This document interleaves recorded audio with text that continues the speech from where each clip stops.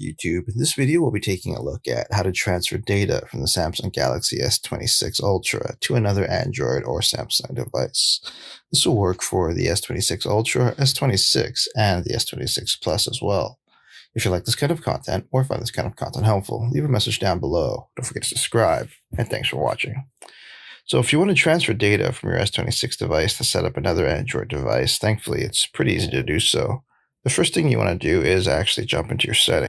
Once you're in your settings, you want to scroll down and you want to look for Accounts and Backup. And then from there, what you want to do is hit Accounts and Backup. From there, you want to look for Smart Switch, and you want to use Transfer Data for Device Setup, where you can send data from this phone to a new device or bring data from your old device to this phone. And you want to hit that button. And then you want to go continue there. And then you can pick where you want to send the data to from this phone or have this phone receive data.